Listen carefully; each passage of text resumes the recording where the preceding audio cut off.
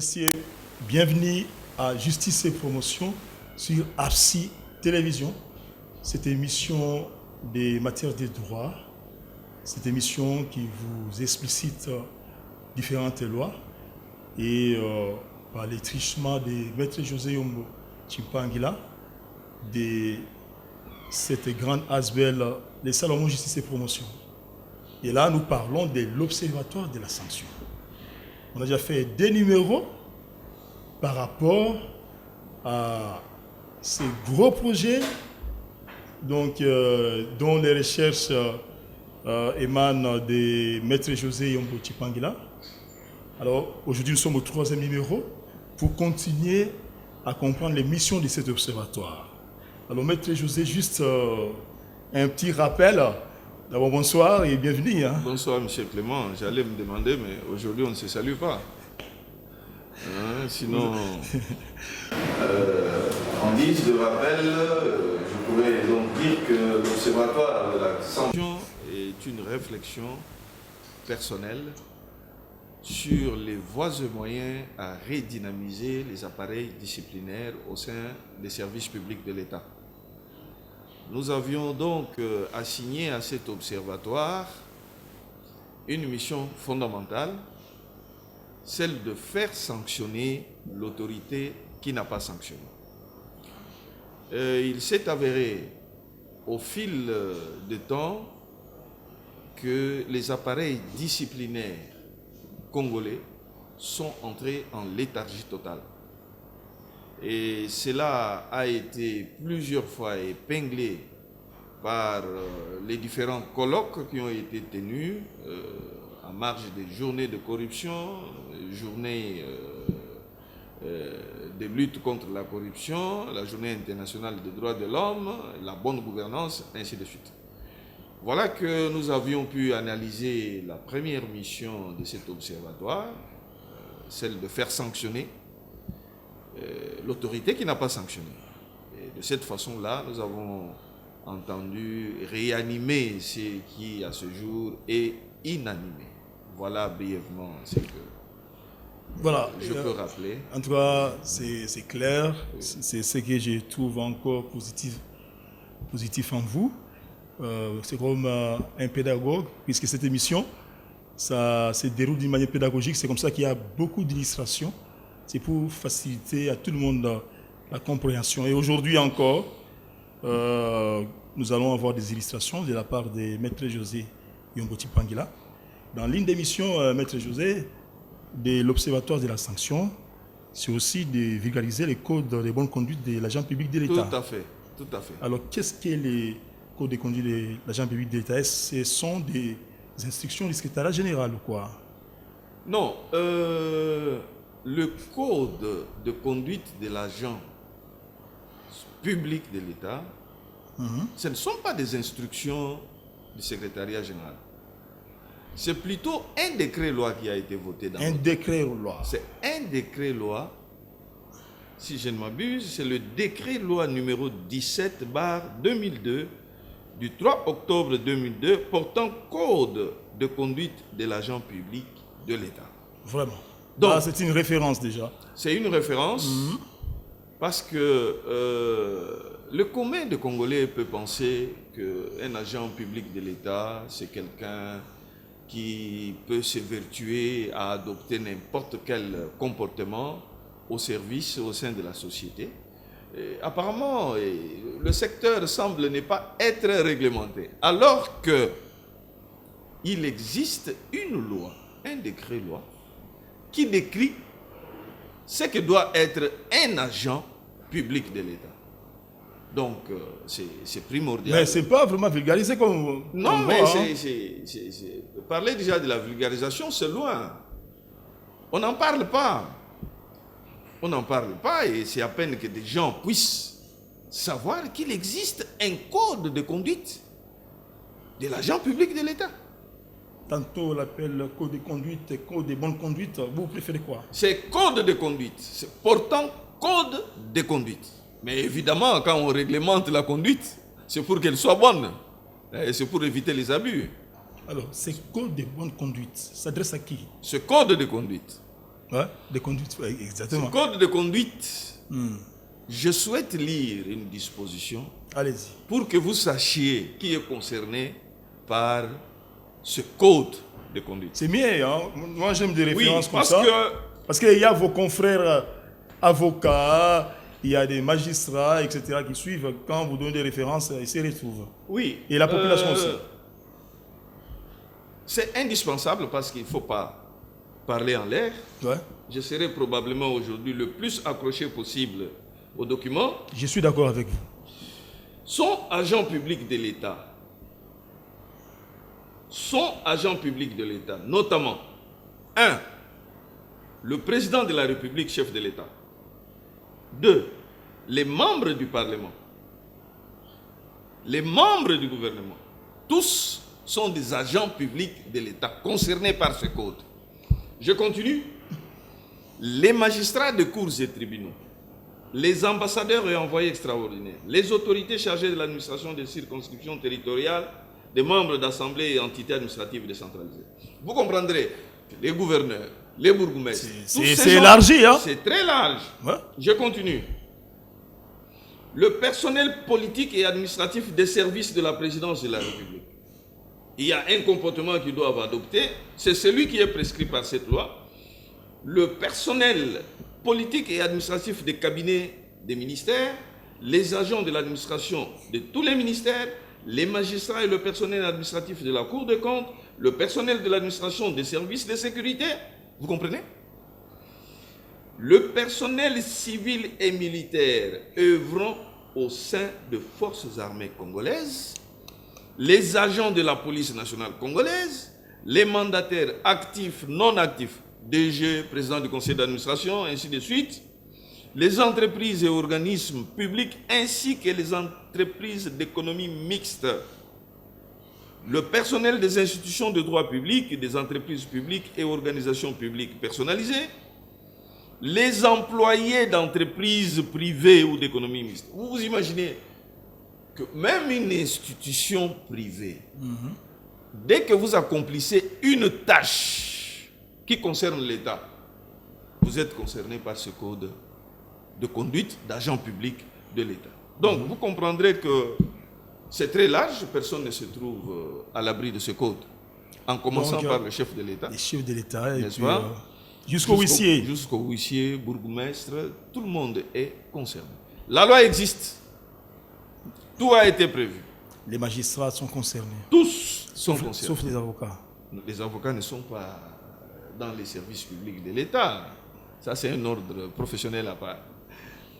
Mais souvenez-vous que nous avons parlé des ordres professionnels dans l'observatoire. C'est justement pour inclure la catégorie de profession libérale. Ok.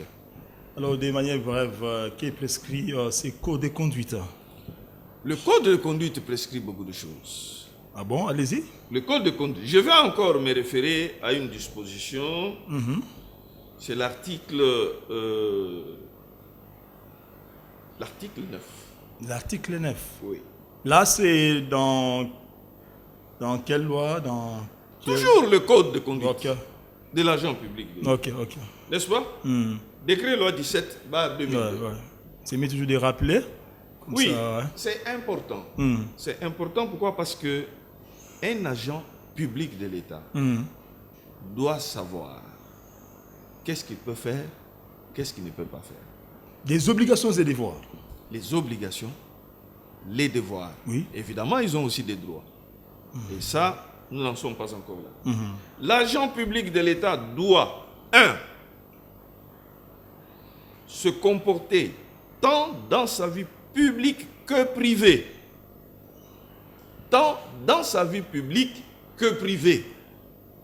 De manière à préserver et à renforcer la confiance du public envers l'État et à améliorer son image de marque. Ah, mais ce qui me fait tiquer, c'est la vie privée. Qu'est-ce que la vie privée a à voir dans ces codes? Pourquoi contrôler quelqu'un jusque dans sa vie privée? Mais oui, c'est pour préserver le prestige de l'État. Même les agents simples? Mais oui. Mais c'est la loi qui le dit. Les présidents, je peux comprendre, les généraux, etc. Non! se comporter tant dans sa vie publique que privée de manière à préserver et à renforcer la confiance du public envers l'État et à améliorer son image de marque. Donc, dès que vous êtes indexé comme un directeur de la fonction publique, par exemple, sachez que les gens voient l'État à travers vous. Donc vous êtes devenu un miroir de l'État. Vous êtes le miroir de l'État. Vraiment. En d'autres termes, vous n'avez pas de vie privée. N'est-ce pas? Autrement dit, pour une faute commise dans votre vie privée, votre supérieur hiérarchique peut vous sanctionner ou discipliner.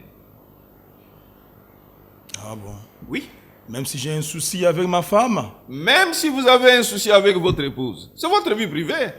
Mais on vous dit ici, tant dans la vie privée que publique, vous devez préserver l'image de l'État et renforcer la confiance que le public peut avoir en l'État. Vous savez, j'ai revu un peu en arrière là. Quand on était des petits, on avait appris qu'une femme pourrait acquiser son mari au service de l'État parce que l'argent n'arrivait plus à la maison, les salaires.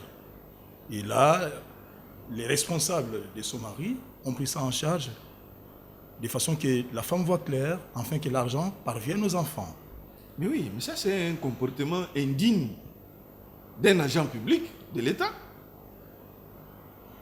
Le salaire n'arrive pas à la maison, il va où? Mais c'est pas possible. Et pour un comportement comme ça, certes, c'est votre salaire, c'est votre argent. Mais si votre épouse vient se plaindre qu'il ne voit pas le salaire, l'autorité hiérarchique a l'obligation de vous interpeller, d'ouvrir une action disciplinaire. Ce n'est pas moi qui l'ai dit, c'est le code qui l'a dit. Donc, la conduite de l'agent public de l'État, il me semble que beaucoup de gens peuvent être surpris. Mais moi aussi, je suis surpris. Qu'un fonctionnaire de l'État ne puisse pas avoir de vie privée. Je suis surpris. Pourquoi? Parce que il rejette l'image, il projette l'image de l'État par son comportement. Nous, on pensait que ce sont des hauts fonctionnaires là, le président de la République, Pas du tout. etc., députés. Service public de l'État. Partout où l'argent de l'État passe, vous avez l'obligation de respecter ce code. Mais je continue. Allez-y. Dans son alinéa 2, suivez ce qui est dit. L'agent public de l'État doit s'abstenir de tout acte d'improbité et immoral susceptible de compromettre l'honneur et la dignité de ses fonctions, notamment l'ivrognerie. Waouh. Ça, c'est écrit. sérieux? C'est écrit. L'ivrognerie, un agent public de l'État ne peut pas être ivrogne. Le vagabondage sexuel. Oh. Depuis que vous êtes nommé directeur, vous ne voulez pas voir les filles d'autrui dans le quartier, ça devient votre affaire. Mais c'est quoi? C'est un peu comme, excusez-moi, les prescrits de la Bible. Mais oui, mais la conduite doit être exemplaire. Vagabondage sexuel. La loi le dit. Ah bon? Il n'est pas autorisé à un fonctionnaire public, à un fonctionnaire des services publics de l'État, d'être un vagabond dans ce sens-là. L'ivrognerie, pourtant, dans des bars, dans des boîtes, il y a des agents publics. C'est une faute disciplinaire. Ah bon? Ils peuvent être sanctionnés à cause de ça. L'ivrognerie. L'ivrogne. C'est quelqu'un qui est ivre à tout moment. Mais il y en a plein parmi les agents publics Bon, je n'ose pas l'affirmer. qui ne sont pas contrôlés d'ailleurs. Oui, mais ils doivent d'abord se contrôler eux-mêmes. Et leur chef, le chef administratif d'un agent qui œuvre au sein des services publics de l'État, doit être mis au clair sur le fait que un agent public n'a pas de vie privée. L'ivrognerie, vagabondage sexuel. C'est interdit. L'escroquerie, n'en parlons même pas. Le vol. L'escroquerie. Même le mensonge. Waouh. Mais là, c'est allé loin, hein? C'est la loi qui le dit. Mensonge. Le mensonge. vous n'avez pas travaillé sur un document, vous dites non, votre document est déjà prêt. J'ai eu un petit problème, repassez demain. Demain, il vient, le document n'est pas prêt. 3 jours, il n'est pas prêt. Le mensonge, c'est interdit par le code de conduite de l'agent public de l'État. Le mensonge. Bon, on ajoute corruption, concussion. Hein? Corruption, bon. Concussion, que vous avez déjà expliqué tout à fait. Dans l'autre numéro là de l'émission. Il faut se dire que les fautes administratives, les fautes pénales, toutes ces fautes amènent au disciplinaire. N'est-ce pas? Voilà que la loi dit que l'agent public de l'État doit éviter, ou plutôt doit d'abord s'acquitter de ses devoirs, dans le strict respect des lois et règlements, des instructions et des règles déontologiques relatives à ses fonctions. Éviter dans l'exercice de ses fonctions de faire obstruction à la mise en œuvre des politiques, des décisions ou des actions de pouvoir public. L'État décrète la gratuité, vous sabotez la gratuité. C'est une faute disciplinaire. Donc vous comprendrez qu'à l'époque où la gratuité a été introduite, beaucoup de chefs d'établissement ont boycotté en quelque sorte. Bon, il y en a eu, mais je sais qu'il y a eu des actions disciplinaires par rapport à ça. Je sais qu'il y a eu des actions disciplinaires. Un agent public de l'État n'a pas à se mêler de politique. Il a l'obligation de soutenir la politique. Il doit exécuter. Il doit exécuter. Il y a même des soucis, quelquefois, des passeports. L'État a fixé les prix pour être octroyé un passeport à un niveau bas. Il y a quelqu'un qui cherche à faire des choses un peu dans la manière cavalière comme antivaleur. Oui, bon, on sait qu'ils perçoivent plus que ce qui est prévu. Mais c'est ça la concussion. Là aussi, la sanction est prévue. Mais c'est la concussion. Oui, la concussion. Ouais. Quand vous percevez plus que ce qui est prévu par l'État, vous commettez une infraction. N'est-ce pas? Alors, évidemment, il y a d'autres obligations du genre, vous devez déclarer durant l'exercice, au terme de la carrière, faire une déclaration des avoirs, des dettes personnelles. C'est là aussi un problème, si je peux juste vous stopper un peu là. Mais c'est presque tout agent qui ne déclare pas ses biens quand il entame son job au niveau de la fonction publique. C'est un manquement. C'est un manquement. Vous dites que c'est un manquement, mais quelque part, il n'y a pas aussi encadrement de l'État. Oui, mais... Parce que l'État devait s'en occuper. Non, mais l'État, c'est qui? L'État, c'est qui? Ce sont tous ces organes-là qui sont tombés en léthargie et que nous voulons réveiller. N'est-ce pas? Si l'Observatoire se fixe comme mission la vulgarisation du code de l'agent public de l'État, ça veut dire que dans un premier temps, avant de recourir à la sanction, il faut sensibiliser, il faut faire connaître. Mais depuis que cette loi a été promulguée, je ne sais pas si vous avez déjà entendu parler des séminaires qui se tiennent dans le sens à vulgariser cette loi. Je ne sais pas, moi je n'ai pas encore entendu. Moi aussi non. N'est-ce pas? Moi non plus aussi. Hein? Donc, vous devez même déclarer vos dettes personnelles et ceux de sa famille immédiate. C'est pas aller trop loin ça. Mais il faut aller loin pour que l'État aille loin aussi. N'est-ce pas? Mais je vais vous surprendre avec d'autres obligations. Oui. Il y a... Le code est très sévère. Très sévère.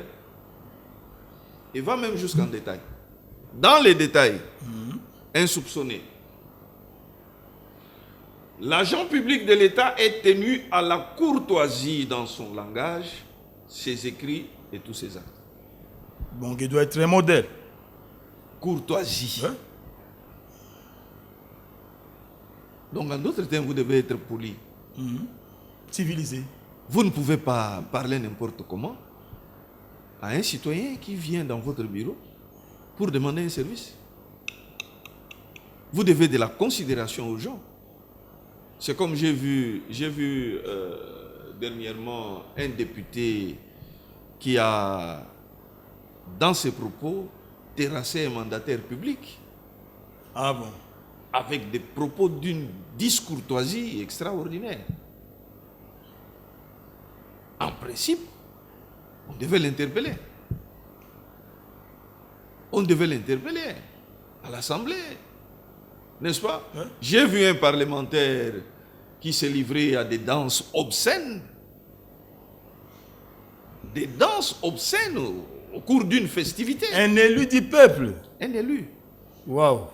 Un élu. Là, c'est grave. Je l'ai vu en train de danser d'une manière que vous ne pouvez pas supporter. Dès lors que vous avez encore un sens de morale, même un minimum sens de morale, vous ne pouvez pas supporter. Surtout que vous avez été Un porté, parlementaire, vous avez été porté par la population pour Danse devenir parlementaire. obscène au cours de festivités. Non. On n'a pas de vie privée quand on est un agent de service public de Mais c'est l'État. pas aussi interdit de danser dans des fêtes familiales, maître José. Mais ce n'est pas interdit de danser, oui. Mais danser comment? N'est-ce pas? Mais il faut danser Mais il faut être- décemment. Il faut être modéré en tout, hein. Non, mais modération, oui. La modération est une bonne chose puisque c'est la juste mesure. Mais vous devez savoir Que qu'au vous dansez, travers de vous, on voit l'État. Au travers de vous, vous ne pouvez pas poser des gestes tout à fait, des gestes que je qualifierais carrément d'immoraux. N'est-ce pas? Alors, vous devez aussi faire preuve, si vous êtes agent public, de sincérité, Sincérité. d'honorabilité, de civilité et de bonne tenue. Vous devez vous abstenir des menaces, injures, intimidations, harcèlement sexuel ou moral et d'autres formes de violence. Donc même les vestimentaires et dedans. Tout. Tout. Vous ne devez pas venir au bureau de l'État en ayant babouche. C'est une faute disciplinaire. On a des problèmes au niveau des pieds, hein, maître. Oui, mais là, il y a des excuses. Ouais. Médical d'ailleurs. Il y a des excuses. Il y a des gens qui souffrent de la goutte. Ouais. Mais alors, n'amenez pas la gomme. Vous pouvez mettre des sandales. N'est-ce pas? Il y a des femmes qui ne supportent pas les Honorabilité. Il y a des femmes qui supportent pas. Honorabilité. Il y a des femmes qui supportent pas trop de chaleur. Elles viennent au bureau avec des bras cassés. C'est une indignité. Je vois des gens ou des dames communément se faire appeler non, une tenue sexy, des choses comme ça. Ouais. C'est interdit. C'est interdit. Ça ne peut pas. Je sais qu'il y a déjà des services de l'État qui interdisent. Le pantalon, s'il vous serre un peu trop, vous n'entrez pas dans les bureaux. Vous n'entrez pas. Parce que c'est indécent. C'est indécent. Vous indisposez les gens. L'autre fois, je vous ai dit qu'il y a eu une dame de la MONUSCO qui s'est fait renvoyer au parquet par la police. Tellement la jupette était trop courte. Non, on lui a dit, écoutez, ici, ça n'entre pas. Et la police, et puis c'était des policières. Ils ont dit non, non, non, non. Le chef, ici au parquet général de la Gombe, a interdit que de pareilles tenues franchissent le seuil de cette porte. Vraiment. Elle est rentrée. Ça existe. Ça existe. Donc les petites tenues, gardez-les pour chez vous. C'est pas pour des milieux publics. Ça existe, c'est réglementé. Donc ce n'est pas de l'arbitraire si vous renvoyez quelqu'un qui est mal habillé de votre bureau. Il y a même des institutions ou des établissements d'enseignement supérieur. Je me souviens à l'époque, l'IEC Gombe, Oui, l'IEC. où on avait interdit jours- aux filles d'entrer n'importe comment. Si, si, si, si. Ça, je sais, à l'IEC, ça s'applique. Donc, ça Coup de relève... chapeau au professeur Émile Ngoï. Ça s'applique. Vraiment. Ça s'applique. Il y a des gens, ce n'est pas de l'arbitraire, parce que les gens pensent que, oh non, il exagère. Non, c'est la loi. C'est la loi.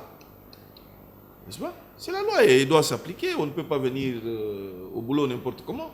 Sauf que certains ou plusieurs ne sont pas informés et ils s'étonnent pourquoi on nous interdit donc d'entrer comme ça, tout ça, alors que c'est une tenue. Pourtant, tout est là, Oui, dans les codes. Oui, mais je me souviens que le bâtonnier national avait aussi, il avait pris une décision où il demandait aux avocats d'abandonner un peu les pantoufles, les ketchs, au palais de justice, n'est-ce pas? Donc, dites-vous que toutes les autorités qui pensent tant soit peu à la dignité et à l'honorabilité de sa profession. Ouais. Il y a les mots honorabilité, là c'est très fort. Bien sûr. Et réglementer. Pour les députés, par exemple, ils appellent les honorables, mais ce que vous avez donné là comme exemple, celui qui dansait d'une manière obscène là, non, mais ça laisse à désirer. C'est insupportable. Ouais, insupportable. C'est insupportable. Et ça, le code de conduite de l'agent public a prévu. Il y a même entre les députés, Maître José Yombo-Tipang, excusez-moi, on a vu à la télé et dans les réseaux sociaux, entre les députés, des mots qu'on distille, là, des mots qui sortent. Ben, des injures. Voilà. Non, mais... Bon, d'abord, des injures. Rentrons dans nos familles. L'éducation. L'éducation. Est-ce qu'on peut conseiller à son enfant d'insulter? Non. Alors, pour que l'enfant n'insulte pas, vous aussi, parents, n'insultez pas. Mais ça va quand vous voyez un parent insulter en public les gens, c'est que ces enfants aussi insultent. Ils vont copier ça. Oui. Alors, que faire à ce niveau-là? Lorsque quelqu'un qu'on appelle honorable profère des injures publiques aux gens, il commet doublement une faute. Doublement une faute. Bien sûr. Comment expliquer? C'est une faute pénale. Et en même temps une faute disciplinaire. Mais les organes disciplinaires ne sont pas réactifs. C'est ça le problème. Ils laissent passer. Ils laissent passer.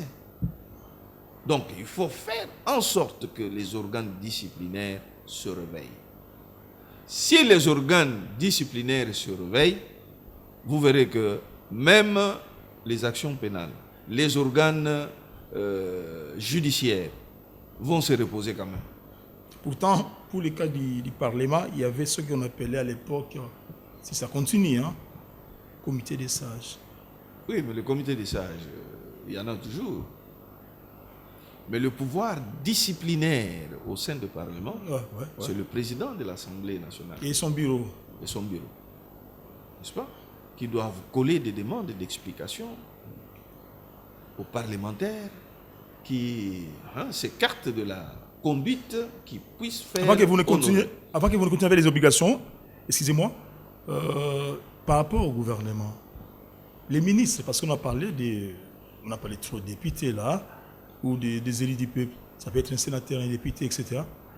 Les ministres qui, au lieu de rendre service selon les codes de l'agent public de l'État, et selon les normes de la fonction publique, ils sont là à tripatouiller les choses, à compliquer la situation. Est-ce que ces codes s'appliquent à eux au sens des sanctions? Bien sûr, le code s'applique à tout le monde. Maintenant, les mécanismes c'est ça. de sanctions disciplinaires dépendent d'un corps à un autre. Mais je vous donne un exemple. Avant que vous donniez l'exemple, si j'ai dit ça, oui. Parce que, excusez-moi, il y a un avocat qui me doit de l'argent. Excusez-moi, ce n'est pas pour taquiner les avocats. Et quand je lui fais pression, avec respect ou quoi, il me dit, je vous paierai votre argent quand tel ministre va régler ma situation. Bon, je n'aimerais pas parler des choses de la profession sur la place publique. Je suis moi-même avocat. C'est lui qui m'a inspiré de comprendre qu'on bloque sa situation. Pourtant, il a droit. Oui. Il a droit, on ne lui paye pas. Sans citer le ministre, parce qu'il y a notre émission, bis la vulgarisation des droits. Oui. Bon, je pensais que vous êtes indigné du fait qu'il ne vous paye pas. N'est-ce pas? Mais il faut aussi dire qu'un avocat ne peut pas dire à un créancier que je ne vous payerai que lorsque le ministre me payera. Ça n'a pas de sens. Hein, je n'aimerais pas parler des choses qui concernent la profession d'avocat ici. Alors, le mécanisme est pour... Merci, maître. Le mécanisme est pour que les ministres en général respectent les codes de l'agent public d'État. Vous avez vu, justement, je voulais vous donner un exemple. Allez-y, maître. Le ministre qui avait commis un cas de sextape dans les réseaux sociaux, n'est-ce pas? C'est dit ici. Vagabondage sexuel, immoralité. Mais il a été sanctionné. Vous ne savez pas ça? Oui, je sais. Par qui? Par l'autre hiérarchie. Bien sûr. Le Premier ministre l'a fait partie du gouvernement. Ça, c'est bien. Hein? Donc, c'est positif. À tous les niveaux. De l'appliquer les codes. Hein? Oui, à tous les niveaux. Personne ne devrait se sentir libre moralement. Donc, la discipline doit accompagner tout agent de service public de l'État. Personne n'est à l'abri. Donc, vous comprendrez que on peut peut-être, il y a des fonctionnaires ou des agents publics qui sont facilement atteints, mais il y a d'autres qui jouissent de certains privilèges. Quand vous parlez de jouir de certains privilèges, ça veut dire quoi? Mais ce sont les privilèges légaux. Quand on vous dit, par exemple, que vous ne pouvez pas sanctionner un ministre n'importe comment. Il y a une procédure. Il y a une procédure qu'il faut respecter, mais le tout doit se faire. Même les députés aussi. Bien sûr. Il faut lever les immunités. Tout bien ça. sûr, bien sûr. Donc, mais tout le monde est concerné par la discipline. Personne n'est épargné. Tout le monde est concerné par la discipline. N'est-ce pas? Donc, on va parce que l'émission est tellement intéressante, je veux dire, la thématique sont des missions de l'Observatoire de la sanction, et là, nous parlons de la vulgarisation du Code de l'agent public de l'État, qui beaucoup d'ailleurs ignorent. Même nous, journalistes, il faut qu'on soit sincères, on se connaît, ça, on ne vulgarise pas souvent. On ne vulgarise même pas. On a tendance à attaquer certains actes, certaines choses au niveau des médias, et d'autres journalistes se sont fait spécialistes des réseaux sociaux. Alors, mais on attaque, on ne sait pas vulgariser. On parle contre tel, contre X, Y, mais on ne vulgarise pas. Pourtant, il fallait commencer d'abord par vulgariser. Et ça, tout ça. Et ces responsables qui connaissent ces codes de l'agent public de l'État, que Maître José Mbotipangila est en train d'expliciter, ils font semblant de ne pas les connaître parce qu'ils n'appliquent pas. Alors, j'aimerais quand même poser une question avant que vous n'évoluiez par rapport, évidemment, aux magistrats. Parce que là encore, ça bat les records. Qu'est-ce qui bat le record chez les... Donc, au sens de faire appliquer la loi. Oui. Donc, les codes, donc, il y a prévu un mécanisme de sanctions spéciales pour eux. Non, mais les magistrats sont dans un corps réglementé.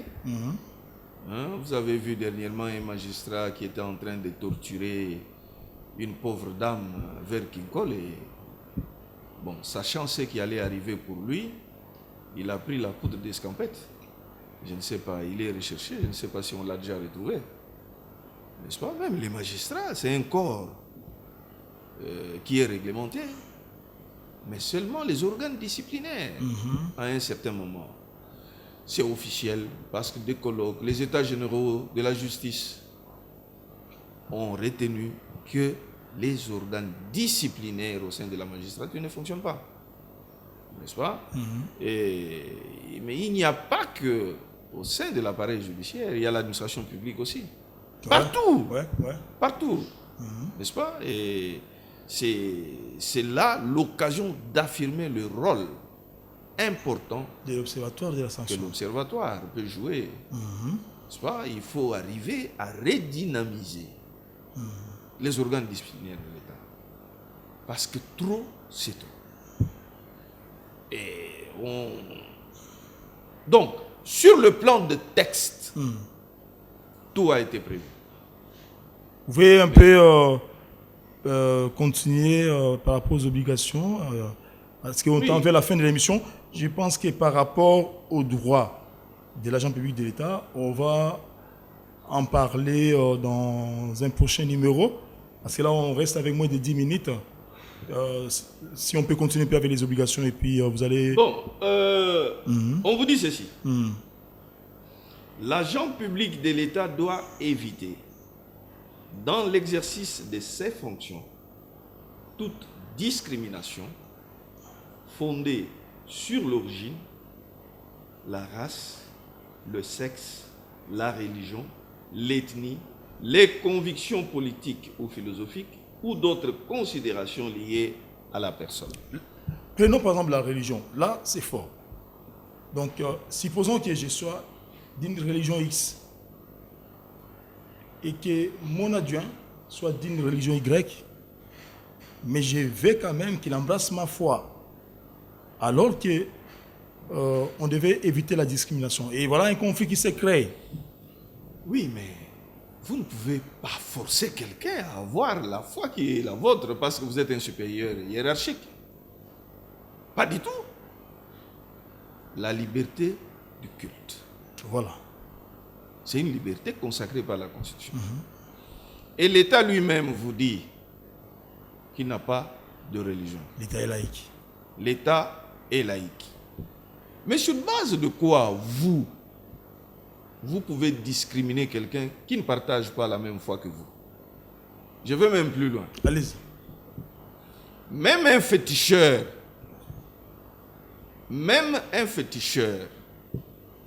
a droit au travail. Là, vous faites peur, même un féticheur. Qu'est-ce que c'est? Il va venir faire venir mettre des festiges dans le bureau de ses supérieurs. Le féticheur, c'est un animiste. Lui, il croit dans ses fétiches. Vous allez le discriminer sur base de ça? C'est sa croyance. Vous voulez dire que la loi les protège, les féticheurs? Oui, sauf des pratiques barbares. Uh-huh. Mais quelqu'un qui croit en une statue, il vient, il dépose sa statue sur sa table pour protéger son bureau. Et vous dites non, vous ne devez pas entrer ici, vous n'allez pas travailler. Mais là, c'est visible qu'il est en train de faire des incantations, des évocations. C'est la loi. Vous aussi, vous faites vos incantations quand vous priez. La loi vous dit ceci. L'agent public de l'État doit éviter dans l'exercice de ses fonctions toute discrimination fondée sur l'origine, la race, la religion. C'est la loi qui le dit. Vous êtes chrétien, vous ne supportez pas les musulmans. Non, les bouddhistes, ils viennent ici, il fait dans ce bureau, yoga, tout ça. Faire des incantations, des yoga. Non. Je ne peux pas signer son engagement. On peut vous poursuivre pour ça. Ça, c'est fort. Mais c'est dit. La religion, là, vous ne pouvez pas éviter quelqu'un parce qu'il ne prie pas dans la même église que vous. Parce qu'il a des opinions politiques, philosophiques différentes de vôtres. Vous avez même parlé de la race. Là aussi, c'est très fort. Mais exemple, aujourd'hui, ce n'est pas dans le mauvais sens que je parle. Oui. Comme, excusez-moi, on est en conflit avec nos frères rwandais. Moi, je suis directeur quelque part. Il y a un Rwandais, n'est-ce pas, qui a droit au travail selon que la loi donne aussi l'occasion à certains étrangers d'accéder à la fonction publique dans une certaine mesure, quand c'est possible. Alors, quand bien on soit en conflit avec les Rwandais, je dois engager ces Rwandais-là. D'abord, je corrige. Nous ne sommes pas en conflit avec les Rwandais. Les Congolais ne sont pas en conflit avec les Rwandais. C'est un problème de régime. Je suis d'accord avec vous. Ouais. C'est un problème de régime. Je suis d'accord avec vous. Les deux peuples se côtoient mutuellement depuis des éternités. On n'a rien à voir avec le peuple rwandais. Mais c'est le régime qui est en place qui nous cause du tort. N'est-ce pas? À ce titre-là, on ne peut pas dire... Là où... parce que la fonction publique, attention, la fonction publique, c'est pour les Congolais. Non, il y a des enfants nés au Congo. Oui, mais attention, la nationalité congolaise, ce n'est pas par les terroirs. Ce n'est pas le ius solis qui s'applique, ce n'est pas le droit du sol, c'est le droit des sangs. à supposer que un de nos frères ou de nos sœurs a épousé une étrangère et que du fait de son sang étranger, alors qu'il est congolais, vous l'évitez, vous évitez de l'employer, vous lui évitez la promotion. C'est interdit. C'est interdit. Il est naturalisé congolais, tout ça. La race. La race. Nous savons qu'il y a combien de races? Blanche, la race blanche, la race jaune, la race noire, n'est-ce pas? La race rouge d'ailleurs. La race rouge. C'est pas parce que quelqu'un a cette race-là. S'il a déjà acquis la nationalité, vous ne pouvez pas vous permettre de les discriminer. Ça fait partie de la conduite de l'agent public de l'État. Il doit demeurer objectif. Ouais. Donc, vous comprendrez que... Alors, maître, nous allons, si vous permettez, continuer cette émission prochainement, sauf que je vous laisse quand même un mot de conclusion par rapport à ces numéros où on a vulgarisé avec maître José Mboti Panila de l'ASBEL, les Salomon Justice et Promotion, les codes de la conduite de l'agent public de l'État. Code de conduite de l'agent public de l'État. Alors, c'est vaste. On ne saura pas terminer en un seul numéro. Très prochainement, on continue. Mettre un mot de conclusion. Oui, à ce niveau de débat, je pense qu'il est nécessaire, si nous voulons moraliser les services de l'État, il faut qu'il y ait la conscientisation des agents publics de l'État. Il faut qu'on arrive, je dirais même que si nous savions la profondeur du mal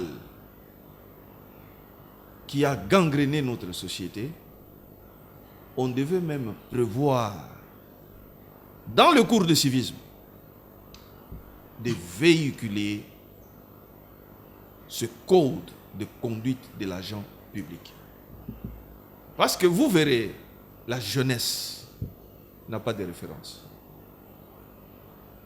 Ailleurs, sous d'autres cieux, j'ai appris que dans un pays africain, il y a le cours de civisme a une grande pondération.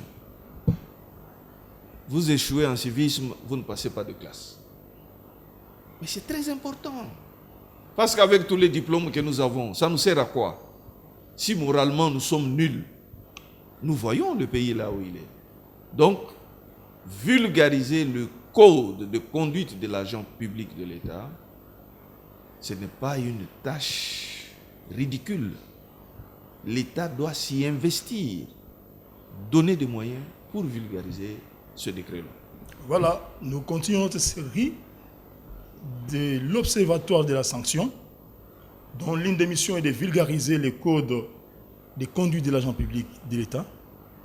Et nous sommes en train de vulgariser, grâce à l'ASBEL, les Salomon Justice et Promotion, dont Maître José en est le patron. Aujourd'hui, on se limite là. On va approfondir très prochainement à la prochaine opportunité. Bonsoir.